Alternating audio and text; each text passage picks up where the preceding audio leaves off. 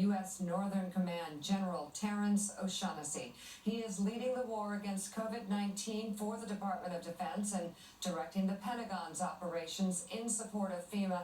General, thank you so much for joining us. Obviously, on many levels, this is a national security issue. Tell us what your teams have been able to do, what the DoD has been able to do to shore up this country in the fight against the virus.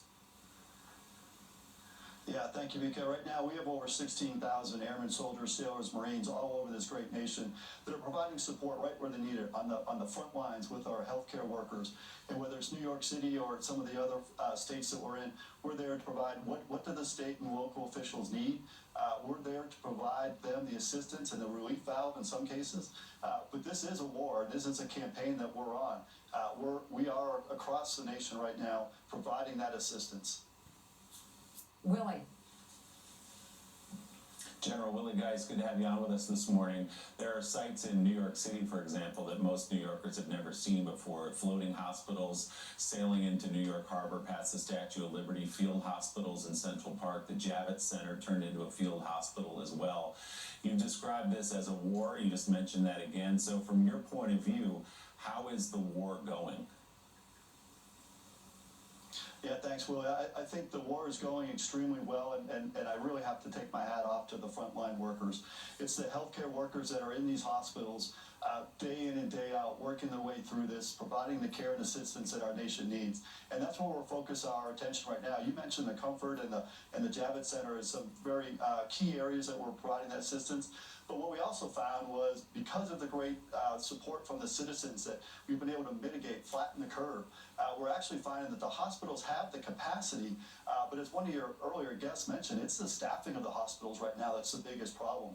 And so we're not only manning the Comfort, manning the Javits Centers, but across the nation, we're also pushing our doctors and nurses and med techs forward into the hospitals. In New York City alone, we're in 10 different hospitals there with over 500 doctors and nurses in Queens and Bronx and Brooklyn and Manhattan, providing that assistance that they need right now. And I'll give an example in Newark. Our team went into a hospital in Newark. They have 664 staff members there. Over 200 of them had called in sick that day. And so we're providing that assistance that is needed on the front lines for those healthcare workers.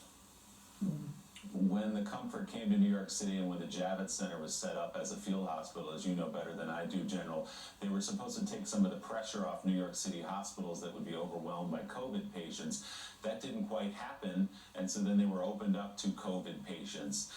Did you view that as a good sign that perhaps the hospitals in New York City were doing better than we thought they would be doing and therefore didn't need that additional relief from the Comfort and from the Javits Center?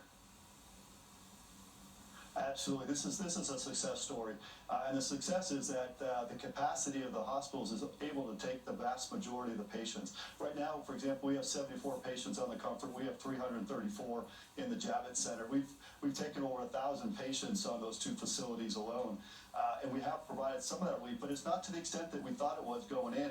And what we say in the military is no plan survives contact with the enemy. This was no different. But we adapted our fire. We changed what we were doing. So we wanted to be able to support exactly what the New York City citizens needed. And that's why we're pushing the doctors directly into the hospitals right now. And then we're changing all across the nation. Whatever our nation needs, that's what we're going to be able to provide for support.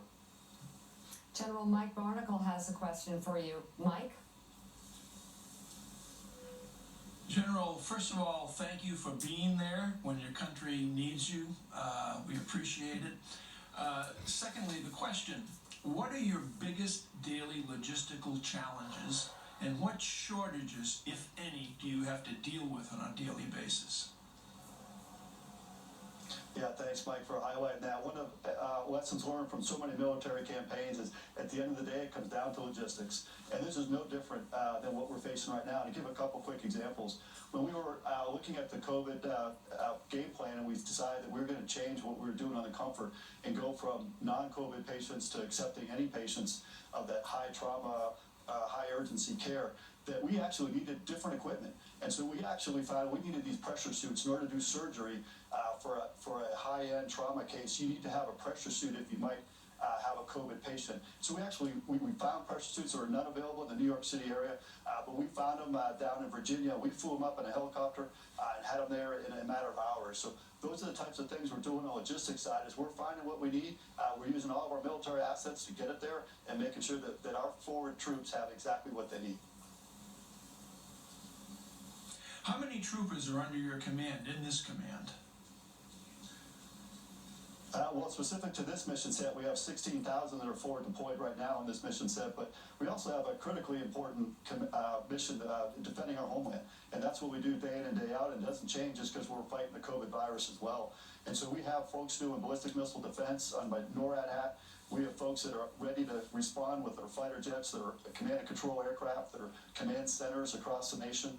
And of course, we have to be able to maintain that ability even in the COVID environment. So we have those crews isolated. We have the teams that are making sure that we have what we call mission assurance, because we can't stop defending our homeland. And we've seen with the Russians, for example, twice in the last couple of weeks, they've flown their aircraft close to our great nation, and we've had to respond to them. And so we have not missed a beat. We're making sure we have no vulnerabilities, and we are there to defend our nation. General Terrence O'Shaughnessy, thank you so much for your service and for everything that you're doing right now.